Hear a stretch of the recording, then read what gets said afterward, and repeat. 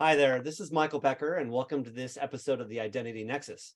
And with me today is Paul Walsh. He is the CEO and founder of a company called MetaCert. It's one of the global leading cybersecurity companies in the world. And he is also one of the original co-authors and founders of the WC3 web standards.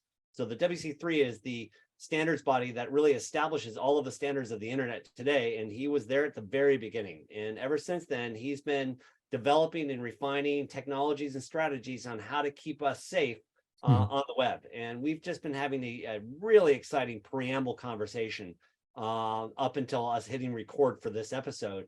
And we're like, wait a minute, we should be recording this and let's talk about it. So Paul, welcome. Thank you very much for joining the episode. I really appreciate it.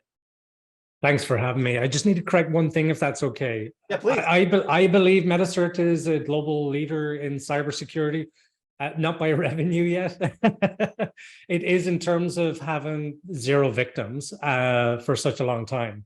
Yeah, no, that's a really good point. So when I said global leader, I wasn't necessarily talking about in total revenue or I know that. I just didn't want anybody to look at this. Yeah, or in number of companies or anything of that nature. But in terms of concepts, theories, strategies, where we're going, and really being the tip of the spear, that's what I was referring to. And then hopefully the traditional model of leadership, revenue and clients and all that, hopefully that will come very soon. But in terms of leadership of the industry and what's happening and just pure knowledge of the internet, I mean, you were there at the beginning. And I think we're going to have a really interesting dialogue as we dig into the next stages of this discussion. So as kind of a preamble and what we've been talking about, and then you're going to give us a demo of this in just a minute. We've been talking about like traditional ways of doing threat intelligence in the market. We've been talking about the challenges that we've been having to keep people safe on both their computers and in their mobile devices with traditional methods of, say, two-factor authentication or different methodologies of tokenizing an experience. Because and as we know this, for example, NIST and others will say traditional text messaging, OTP messaging simply is not safe because it can be spoofed. That text message can be grabbed and stolen. And those are the kinds of things that we need to be really concerned with. And then you've been talking about with me just recently is really the only way to protect us on the internet is in a zero trust model where you assume every single message or every single URL is a threat until verified.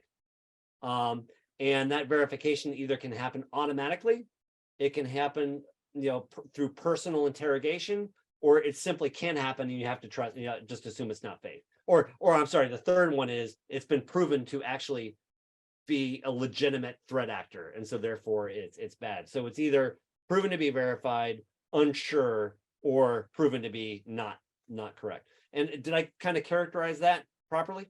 Yeah, that's one implementation. The strictest assumption that should be made with zero trust is that everything is potentially dangerous. It wouldn't matter if it's a red shield or a gray shield. You kind of just assume it's all dangerous except for what is authenticated, what has been verified previously. Yeah. And the problem that you're solving here is, and again, I loved how you verified this. If you look at like the top 2 or 3, let's just stick with the 2 concerns or threats that people and governments and enterprises have around the world. Number 1, cybersecurity. Number 2 is terrorism. And when and I'm quoting you in the stats that you had from that. And when you were telling me, when we look at, well, or maybe you can, let's put it in your words. Explain to me that whole idea of, social engineering when it comes to that cybersecurity problem and it's leading to phishing. Can you give us a little bit of that background? Yeah, I want to first of all just acknowledge the professionals that are working in this space on the problems that I find extremely challenging, the areas in which I don't have skills, right? The real true hacking, the DDoS attacks, all that stuff.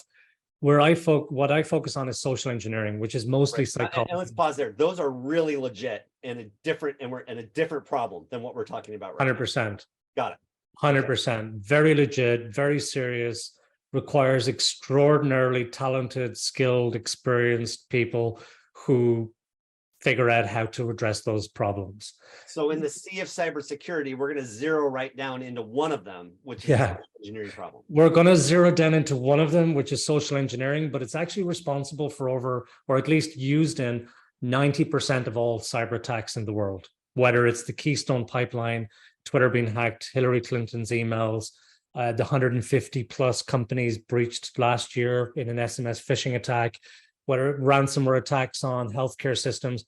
It almost always starts with social engineering because it's faster, cheaper, and easier to compromise and exploit a human than it is to try and find vulnerabilities and then exploit those vulnerabilities in computer systems and computer networks, right? That stuff is hard. And then you said something really important to me that was kind of like a little light bulb aha moment where you're like, social engineering is a psychology problem, not a technical one.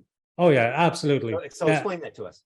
Well, it's even cybersecurity professionals would say to me, oh, but Paul, that's like that. You're just getting into the semantics now. It's the nuances. Whether I'm commenting on one little thing about what you're told to look for in an email, that little nuance is everything. It's what my adversaries rely on. They rely on those tiny little details that everybody else just thinks, oh, that's just whatever. That's exactly it. So it's the human psychology of the criminals and also the victims and everything in between. And that includes software, but it also includes time and market conditions, right? Imagine, you're a blogger, you live on the web, you like to, talk about what you do and why you do it because you enjoy sharing your story, right? It's also a good way to encourage people to come and take a look at what you do because eventually they might want to engage with you. And so I might keep an eye on what you do. And if I know you're getting on a plane and you're flying to Mexico and I know you use an iPhone, I might actually use that information to target one of the people in your company and say, hey, pretend that I'm Michael, I'm getting on a plane because I know you're getting on a plane. I'm going to say, I'm getting on a plane. I'm not going to connect to Wi-Fi. I know this is last minute, but can you just do this one thing? And then why would you not believe that if it looks like it comes from you? I, as my adversary, I would make it look like it comes from you. The email will look like it comes from you. The email address is yours. The tone is yours. There's no spelling mistakes, or there might be because maybe you put it. If it's mine, there would be spelling mistakes. Well, then I'll include some spelling mistakes. and hovering over the links won't make any difference to you because you won't know if actually that's where you're going to end up eventually when I redirect you once or 50 times. And also, when you hover over that link or you click on that link, where you end up might be determined by your location, your device, and the software on your phone. So if you're in the UK and you're using a computer and somebody's using a mobile phone in the US, you might end up on two different websites, or even two people in the UK on a computer and a phone. If you go to that website on your computer, it might take you to the legitimate website. But if you open it on a phone and it knows you're on a phone, it'll bring you to the phishing website, probably because they might only have designed that to work on a mobile phone. Whereas on a computer, they would have to have done a lot more work to make it look real. And then also, most people might check it on their computer first, or they might investigate it on their computer and then think, oh, that's cool. Did it on my computer, click the link on my phone. Now you're going to log into a page. So it's kind of like when I think about it, and I think about it very differently because of my dyslexic ADHD thinking, because it does require that. Because, I've been told this by top FBI profilers who are dyslexic themselves and tell me that we think kind of very similar. And you have to be able to think about all these things at the same time. It's like a constellation of stars for me. And it's kind of obvious. It's like, take, for example, when COVID hit, and I don't mean the December, but if we think about when the vast majority of people started to think, oh, this is a problem, that was kind of end of March for some people and April for most people. But in March, a bunch of us got together. We had a Slack private group on Slack, and it was all of the who's who and me, like separately, because in the cybersecurity world, I'm a nobody. I don't even talk at conferences. I don't even get invited to conferences, but I have seen my work on some slides from time to time, but that's okay. I just don't engage in that space. And so at the start of COVID, we got into a private group on Slack, and it was all the brands from the cybersecurity world sharing intelligence, and with one mission. Let's create one centralized database of COVID-related URLs that are going to be used to protect hospitals from ransomware attacks. Right. And everybody was in this group. And I was one of the first 7 to lead it and help lead the threat intelligence aspect of that, pardon me. And what I said at the very start was, we're not actually going to do much here, because anybody who's going to target a hospital or any other organization, they're going to target them with URLs that we don't know about, not the URLs that we've already investigated, or maybe the URLs that our technology, our tools have picked up by automatic detection. We can do that for some URLs, but if you look at, say, FluBot malware, for example, did you know that Android doesn't have any structure to the URLs beyond play.google.com? All the characters for that app download is so random. There's no way a human could inspect it for 10 hours and find anything dangerous with that URL without any additional context, which means AI couldn't either, because AI is designed to mimic human behavior. Right. So you can't do it. And the response I got was, well, Paul, this is the way it's always been done. This is the only way all of these customers can make use of the data. And I'm like, okay, but that doesn't mean that we should just keep doing the same thing if it's not going to make any difference. Now, I said that, I believe, in April and May and June and July and however long I stayed in that.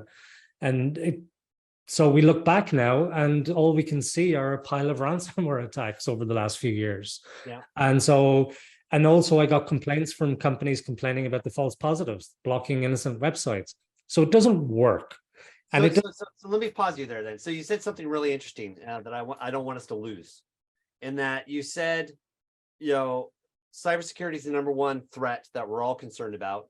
And the outside of traditional or the more hardcore issues, one of the 90% of the cybersecurity problems are a result of phishing, which is really a psychology attack against the human.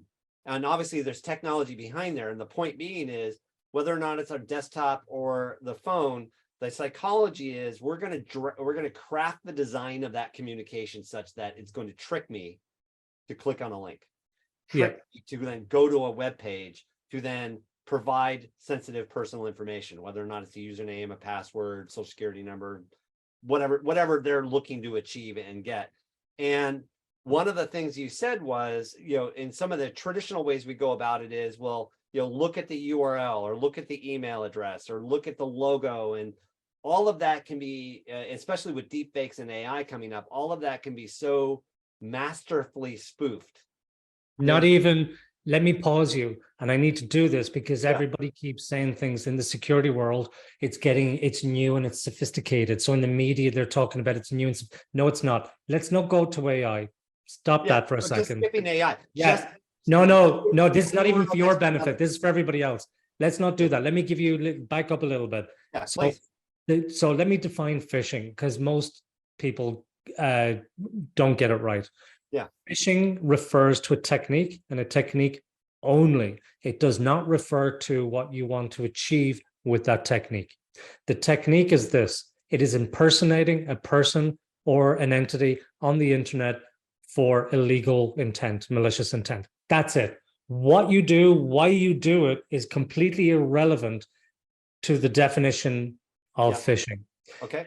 What they do at the other end and why they do it are they want you to do something that you would ordinarily not do.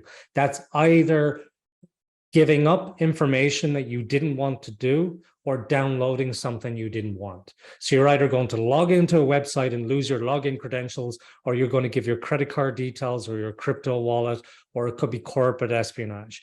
The other aspect is malware downloads. That's phishing. If somebody impersonates a brand on Google Play and they pretend that this fake app is a branded app, that's a phishing attack. That's a phishing-led attack. But many security companies and open source communities like PhishTank actually categorically say, we do not look at those phishing URLs. We don't do anything with any kind of phishing related to malware. And that means that they'll never get investigated for anti-ransomware attacks. So that's the definition. And let's back up though too. And so when in that impersonation, and given it's human psychology, they'll create an environment where I'm just not going to look. It looks so familiar, I'm just going to click through. Or if I attempt to look, they'll swap maybe one letter in the email address that I'll just miss it. And then to your point, when you're looking at long convoluted URLs, there's no way you're going to see it. So the reality is these phishing attacks are really sophisticated, causing a tremendous amount of harm in society. And what you've identified in that is that, we can't visually detect it. We can't automatically detect it, and so therefore the answer in your mind is basically zero trust URL assessment. Every URL you click on is not to be trusted unless verified. And then, and verification either can happen automatically through your system and the database that you have, but which I'm hoping you'll explain to us in just a minute, and or manually by me, because if I've gone through the process and said, yes, I know this to be trusted, I can self-verify. And then the third layer, as we talked about, is known URLs. We've now proved that this URL is a bad site URL. It's a malware site. It's a ransomware site. It's a site trying to steal your credit card. So just don't go there. And we'll talk about the user experience to that. But really, then that wants me to tie back to a quote you gave me before we turned on the recording. What you said is, at the end of the day, to make cybersecurity work, I believe what you were telling me was the only way phishing can be stopped is if we design for humans. Yeah.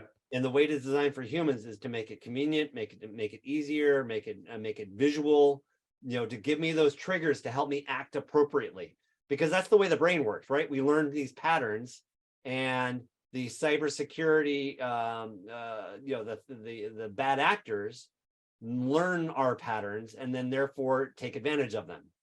And so therefore, if we design for humans, knowing that we're pattern matchers, let's break the pattern. And really just make sure that any link we click on has to be verified in some way. Exactly, because the alternative is what we have today, which is the URL goes through all the different software applications and network protocols and filters and checks, and then it ends up in the email or the text message or Facebook page or a Google search result or wherever that link is. And then you have to determine whether that link is safe. And then if you click on it, then your employer is going to say, why did you click on that link? And it's absolutely ridiculous. Well, I clicked on the link because I need to do my job. And if your computer systems and here's the problem, right? We're not asking why security controls failed to protect employees or individuals, consumers. What we do is we ask, why did you click on that link, or don't click on the link? It's 2023. And every year since 2016 has been recorded as the worst year on record for phishing, with no data to suggest that next year is not going to be worse than this year, and this year being worse than last year. So cybersecurity investments are going up, cybersecurity spend is going up, M&A is going up, and the cyber attacks are going up. So something doesn't add up. And it's because every single security solution on the market that's designed for anti-phishing is flawed by design. And when we came out in 2017 with the verified by MetaCert, I was delighted to see then that FIDO was announced afterwards, because that's the same concept. It's a zero trust URL authentication. So what a FIDO compliant key is, it's basically a USB key that you will plug into your phone or plug into your computer. And when you go to log into the website, you'll put in your username and password. So, and then it will authenticate that or not. And no, sorry, you'll put in your username and password. And then when it requests the code or the authentication, then it asks for the authentication with the hardware device. With the 2FA code, what happens is you put in your username and password, then it says, okay, give us your 2FA code. And it's either going to be an SMS or an app, whether it's Authy, 1Password, LastPass. But unfortunately, since at least 2017, so it's at least 6 years, hackers have been using what's called reverse proxy phishing technique. And what that means, and I'm laughing because I don't understand why the security industry isn't actually talking about this in a little bit more detail and doing something about it, because here's what's happening all the time. I'll send you a link, you'll click on it.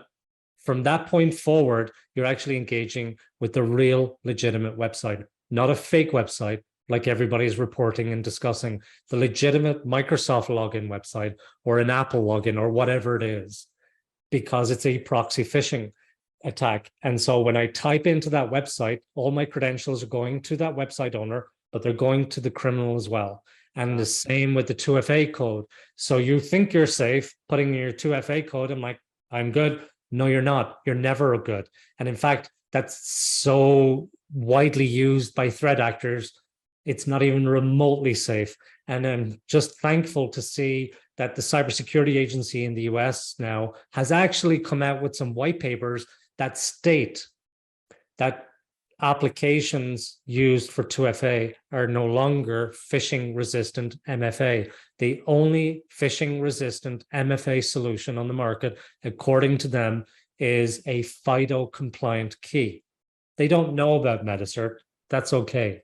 But I'm grateful for the fact that we're going towards zero trust, because zero trust is the holy grail in cybersecurity for absolutely everything, except for URLs and web access. So zero trust has been around for more than 10 years.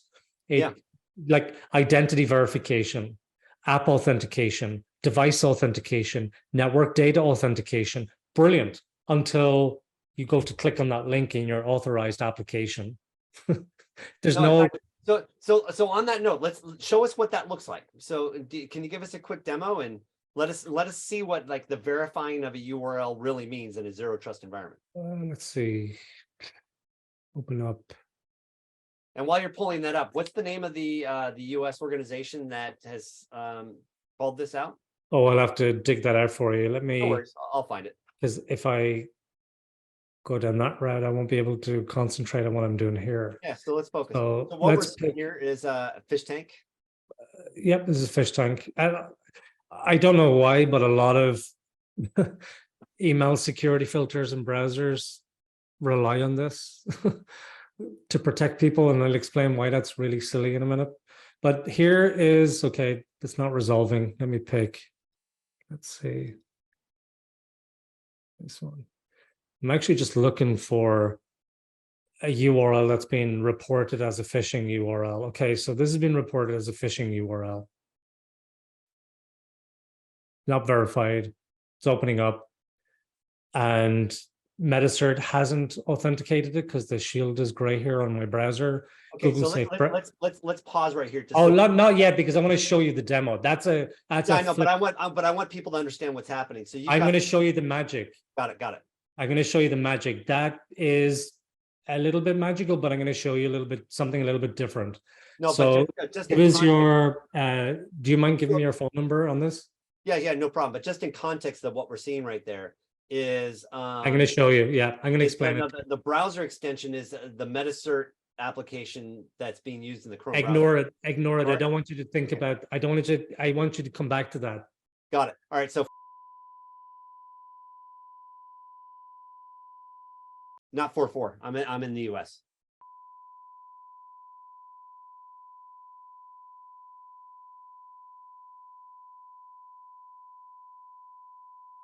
Yep.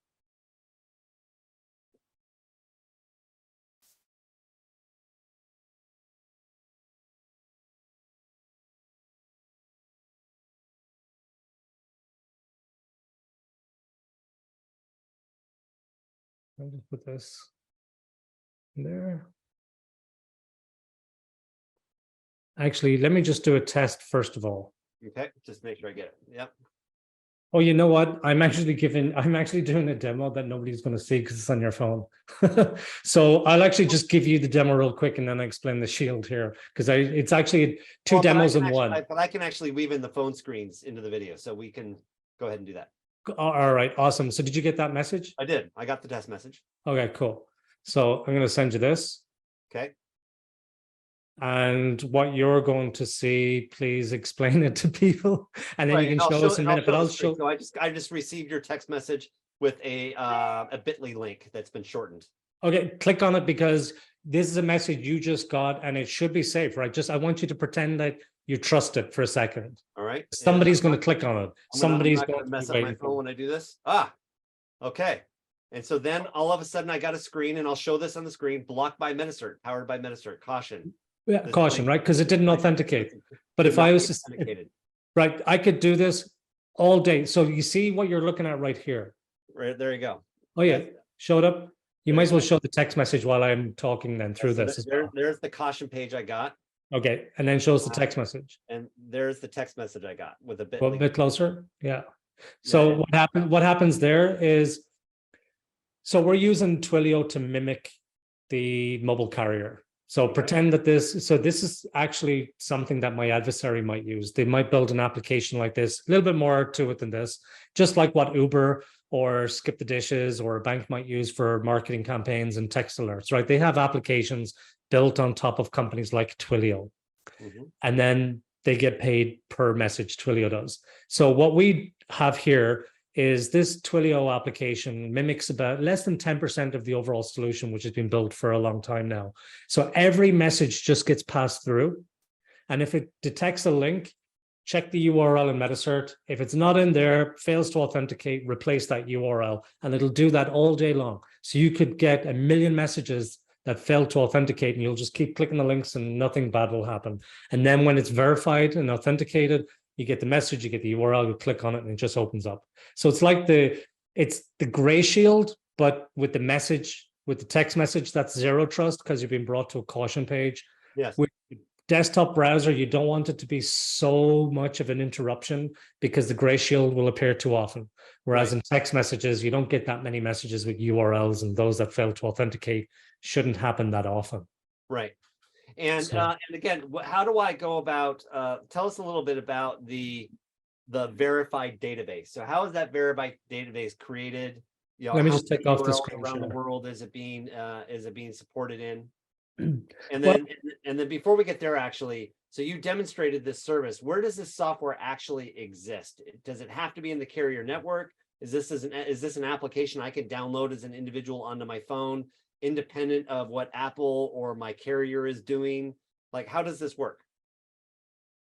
Well, currently our website is so out of date. If you went to that, you wouldn't get a good answer to that question. You'll get one browser extension. That's it. We're actually a data company. We're an API company and always have been. But we've always been forced to build the solutions because nobody would do it. So we literally pioneered the first ever security service for smartphones and tablets, then mobile apps, then messaging, then team collaboration, right? Each new channel for marketing is also a new channel for cyber criminals, but the cyber criminals get there first because marketers don't realize that it's going to be an important marketing channel until they do, or until it's adopted. But that's why cyber criminals are in there first.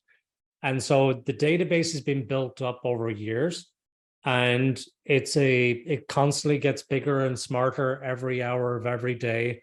I don't give too much information as to the makeup of that database because it's our IP. Give away the secret sauce. But there's a lot of secret sauce, but there's things in there that I can share that are easy to, we can detect things automatically, like the creation date of the domain name.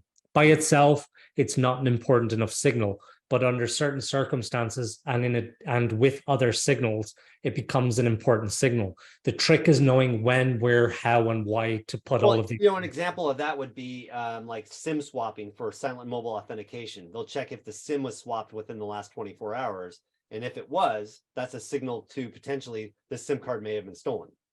Well, if you want me to go down that rabbit hole, that entire system is broken, because what happens with that, with T-Mobile in particular, is that if you don't respond to the text message, they send you a text message to say, we want to make sure you're the one that requested this SIM swap. But if you don't respond within a certain period of time, I think it's like 2 hours or something, they assume it was you and then they swap the SIM. So my adversaries will wait for you to get on a plane where you can't answer that text message for 2 hours. I digress. Let's come to that. We'll come back. Yeah, I'm sorry. I have had a call with T-Mobile about this. I'm sorry, but all the carriers, they don't know They don't know what they're doing. That's interesting, but we digress. So just to summarize then, over years, and again, you've been at this for 20 something or more years. So over the years, you've been developing this database of verified, authenticated URLs that are safe. And then as people start interacting with the system, you continue to modify and update your database over time. You've got a really unique capability that allows people within the application to self-verify because they've gone through and know that it's trusted. Now, one of the unique things that you've talked about is, so you've demonstrated this carrier-based capability. That's the demo we've just saw. But one thing you're now releasing is an individual connected individual facing offering where I could actually download a MetaCert app on my phone that would essentially protect me in that it would sit there on my iPhone and any text messages I click in my text messaging, when Safari tries to open up, it first goes through the MetaCert app, verifying that URL. And then if that URL is verified, it takes me right through via Safari and lets me go right in. If it's not, it pops up the caution page and then lets me make a choice. And that's what you mean by let's design security for the human, because that's a human experience. Yeah, exactly. Yeah, exactly. So the biggest solution, the most there's two we're working on right now. The main one that we've got running for the last few years is the browser extension that you saw in the demo. It has a shield on the side. If it doesn't light up green, you know it's not been verified. I intentionally didn't verify the page that I was on sending you the message to because I was using that in a demo earlier to demonstrate that it wasn't verified. If it was verified, the shield would have been green and you would have known before you have time to blink. So we have a carrier solution. And it's a very simple implementation that's way more lightweight and easier to integrate than an SMS firewall because they try to do everything on the firewall itself. But it's like a kill switch. Like SMS firewalls are completely and utterly useless for phishing messages.